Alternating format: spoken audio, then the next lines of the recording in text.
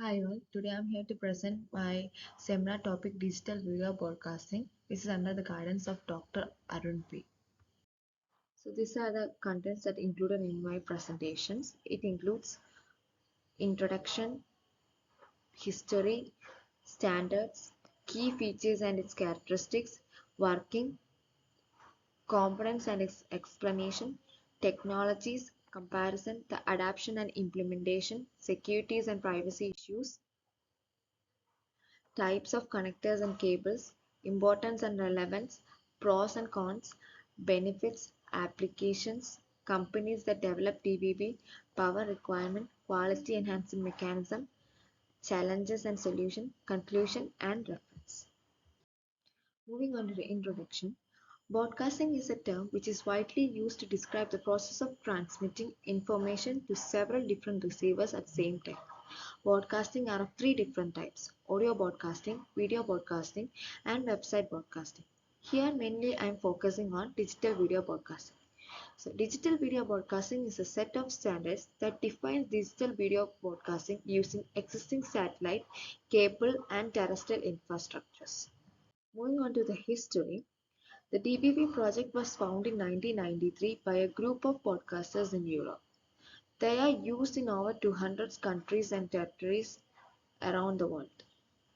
In 1994, DBPS standards are agreed, and in 1995, the broadcast of DBPS begins. In the year 1997 to 1998, the DBP-T and DBP-C standards are agreed and begin. DBP-H, DBP-MHP were introduced in 2003, DBP-H is developed in 2004, and DBP-S2 is introduced in 2005, and during the period of 2008, DBP-T2 is introduced, and in 2019, DBP-I introduced. DBP standards are adopted worldwide in 2003. Moving on DBP standards, DBP project has developed a wide range of standards. Some of DBP standards includes DBP-T and DBP-T2 for digital terrestrial television, DBP-C and DBP-C2 for cable television, DBP-S and DBP-S2 for satellite television, DBP-H for handheld or mobile devices, DBP-IP-TV for IP, DBP-MHP for multimedia home platform. Moving on to the key features and characteristics of each standards. First one is DBP-T. DBP, it is a digital television broadcasting standards for terrestrial. Here, the TV signals are transmitted over air through air using a terrestrial transmitters or antenna. They provide a better picture qualities and sound quality compared to analog TV. They are widely used in Europe and Asia. Then second is the DVB-S. It is a digital television broadcasting standards for satellite. Here, the signal is transmitted from satellite to receiving dishes or set-top boxes. They offer a wide range of channels and it provide a better audio and video quality. The third one is digital DVB-C. It is digital television broadcasting for standards for cable. Here, the TV signals are transmitted through cable infrastructures to subscribers' home. The subscribers' home contain a receiving compatible receivers or set-top boxes where they receive these signals.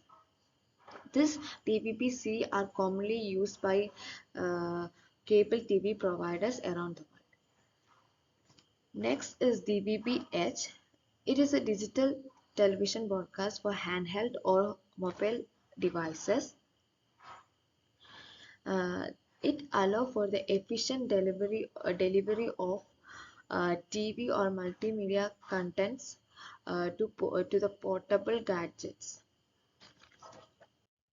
The next is DVB-S2. S2. It is a digital video broadcasting standards for second generation of satellite. They are much more better than DVB-S because they provide a better picture and sound quality, and it also provide better efficiency, allowing more channels in single spectrum. The next is DVB-T2. It is a digital television broadcasting standard for second generation terrestrial. It is much more better than DVB-T because it provides a better efficiency and allowing for higher data ratio. It provides a better picture and sound quality than DVB-T. Next is DVB-IPTV. It is the digital television broadcasting standards for Internet Protocol television. It allows TV content to deliver over IP network, that is through Internet. The next is DVB MHP. It is the digital television broadcasting for multimedia home platform. Here they provide an open middleware platform for interactive digital services. It also supports interactive applications including EPGs, games and teletext. They are used by broadcasters to create interactive services and applications for digital TV viewers. Last one is DVB-C2. It is the digital television broadcasting standards for second generation of cable. It is a better it is better than DVB-C because it provide a better audio and video quality, and it also provide more efficiency and provide a higher data ratio. Moving on to the working of DVB, the main components of DVB includes: first one is a transmitter. Here, this device converts the audio and video signals into a format which is suitable for transmission. Then is the receiver. Receiver captures the transmitter DVB signals and demodulate or decode them back into the audio and video to display on a television or other compatible devices. Then the transmission channel. It represents a transmission medium over which the modulator signal is transmitted through airway or to cable network. Fourth is antenna.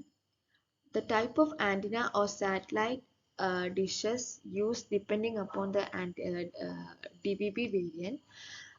DVB T typically use terrestrial antennas while DVB-S use satellite antenna. Fifth one is the conditional access module. Uh, they are used for encryption and decryption of DVB signal to control the access of premium channel or services. The sixth is the conditional access system.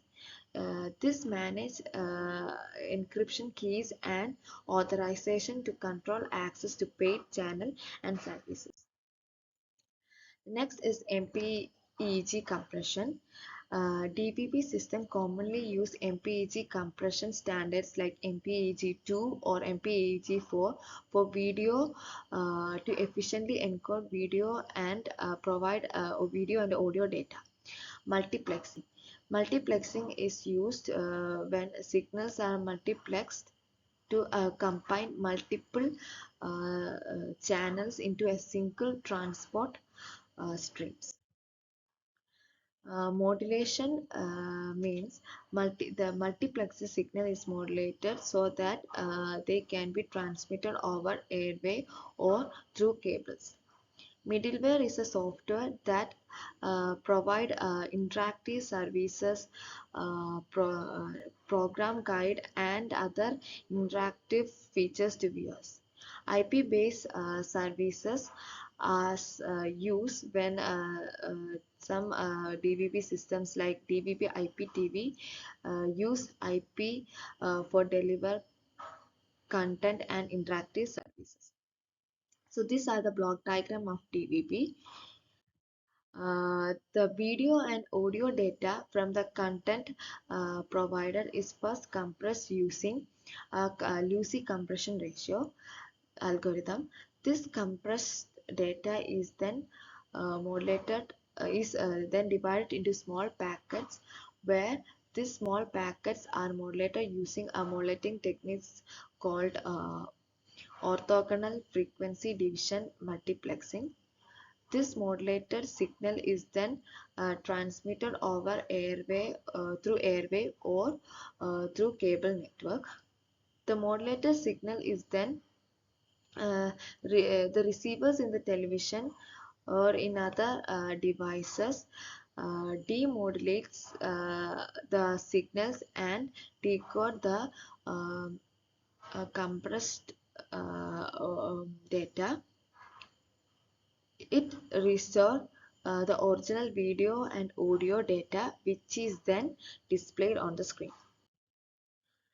DVB has many technologies. Some of DVB technologies are OFDM, which is orthogonal frequency division method. It is a modulation techniques that uh, that divide available bandwidth into several narrower frequency band called subcarrier. Then second is the MPEG2. It is a video compression standard that is used to encode video signals. MPEG is known as the Moving Picture Expert Group. H.264 high efficiency video coding. It is a newer video compression standard that is becoming more popular in DVB. These are the comparisons of each standards using some parameters like transmission medium, modulation schemes, error corrections, correcting chord, frequency band, receiver complexity, cable demodulation, multiplexing, noise, securities, compression, and data sensor transmission rate. Moving on to the adoption and implementation of DVB, digital video broadcasting is a set of standards for digital television. It facilitates the transmission of audio, video, and data in a more efficient and a high quality manner. Digital video has been adopted globally, enabling a seamless transition from analogs to digital broadcasting. Its implementation involves the use of standardized equipments or specialized equipments and adherence to DVB standards to broadcasters and device manufacturers. The versatility of DVB uh, the allows for various applications including terrestrial, cable, and satellite broadcasting, ensuring a standardized and a good digital TV experiences. Moving on to the next slide, securities and privacy issues of DVB. Some of the securities and privacy issues of DVB includes, first one is the data privacy, where they concern about how a personal data is handled during streaming. Then second is the content theft. In here, the copying and sharing of TV shows and movies. The third is the location privacy. It means that the revealing of locations to service providers. Uh, the other securities issues are data leaks. Here, it means that accidentally sharing personal information during broadcast. The next securities and privacy issues are hacking. Here, they steal data or information. The last one is the unauthorized access. It means a weak protection against unauthorized access to digital content. Types of connectors and cables included in DVBs are, first one is RF coaxial cable. The connector types of RF coaxial cable is F-type, and they are used for connecting satellites or cable signals to set-top boxes. The other is the HDMI cable. The connector type of HDMI cable is HDMI type A. They are used. Their use it carries high definition audios and video signal between devices such as Blu-rays, players, gaming consoles, and TVs. Then comes the Ethernet cable. The connector type is RJ45. They are used to connect set-top boxes, smart TVs, or streaming devices to the internet for streaming content or interactive services. The then component video cable. The connecting type is RCA. They are used to transmit analog to video signals for high definition video. Then the composite video cable. The connector type of composite video cable is RCA yellow. They are used to they transmit standard definition video signal. Then the S video cable. Connector type is S video. They use transmit separate video signals for better video quality than composite video. Moving on to the next slide, importance and relevance of DVB in modern media. Digital video broadcasting is important for several reasons. First, it allows high quality digital signals, which means that it provides a better audio and sound quality than analog TV. Second, it provides a better efficiency. It is more efficient than analog television, which means that more channel can be transmitted in a same amount of spectrum. Thirdly, DVB is more flexible than analog television, which means that it can be used to deliver a wide variety of services such as interactive television, high definition television. They are also globally recognized and standardized. DVB is also relevant to modern media because it is the basic of many of the technologies that we use to consume media today. For example, DVB is used in set-top boxes that we use to watch television and in the mobile devices that we use to watch televisions and movie online. So the pros and cons of DVB includes the pros are it facilitates transmission from analog, the efficient use of bandwidth, adapt to emerging technologies. They are globally recognized standards. The disadvantages or cons of DVBs includes they are limited coverages in remote area, vulnerable to signal interference. They have complex licensing and regulations, and they are also depending on electricity. The benefits of DVB include first one is the high definition and ultra definition video. DVB support resolution up to 1080 pixel and 4K. The second is the bandwidth efficiency. DVB code can reduce video bitrate by up to 50%. Third is the compression ratio. Video codes like H.26 can achieve compression ratio of 2:1 or better. Then signal quality. DVB ensure high signal quality of measured by signal to noise ratio or bit error ratio.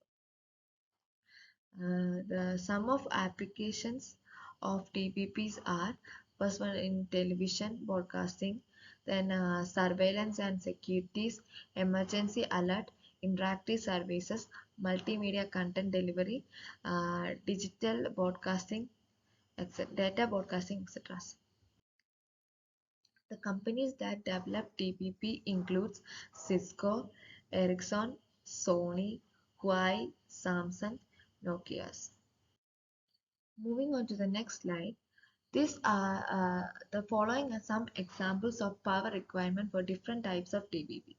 DVB-T transmitter required 1 to 100 watts. DVB-S transmitter required 100 to 1000 watts. DVB-T2 transmitter required 1 to 15 watts.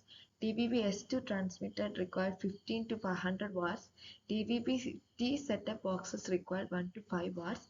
DVB-S setup boxes required 1 to 5 watts. DVB-T2 setup boxes required 1 to 3 watts. DVB-S2 setup boxes required 1 to 3 watts. Moving on to the next slide, quality enhancement mechanism in DVB. The digital video broadcasting and incorporate various mechanism to enhance the quality of audio and video. The some key quality enhancement mechanisms are MPEG compression standards. Here, the MPEG compression standards like MPEG-2 or MPEG-4 efficiently compress and transmit audio and video while maintaining the acceptable quality. Then the error correction techniques. DVB employ error correction techniques to mitigate data loss during transmission. Then comes high definition content, immersive audios, interactive features. Uh, this mechanism collectively contribute to a overall quality enhancements in DVB, ensuring a better viewing and listening experience for consumers. Moving on to the challenges and solutions, there are so many challenges on DVB.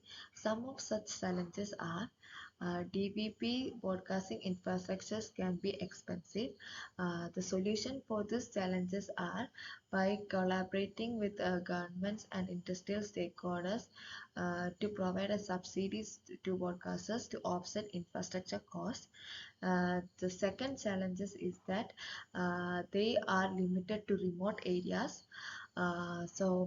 It can be solved by using extend coverages through satellite broadcasting and invest in infrastructure expansion to reach remote region. The other challenges that are on a DVB are the older legacy system may not be compatible with DVB. The solution for this challenge is by providing transition assistance so that we can compact it with the DVB. The other challenges that included in DVB are the DVB are rely on electricity. We can solve this challenges by investing a backup power solutions for DVB infrastructures. In conclusion, digital video broadcasting has significantly transformed the television broadcasting landscape, providing a better audio and video quality, interactive services, and the efficient use of bandwidth. Its standards has played a crucial role in um, global transition from analog to digital broadcasting, offering viewers a more diverse and immersive television experience. As technologies continues to evolve, TVV remain a key features in shaping the future of digital broadcasting. So these are the references that I included in my presentations.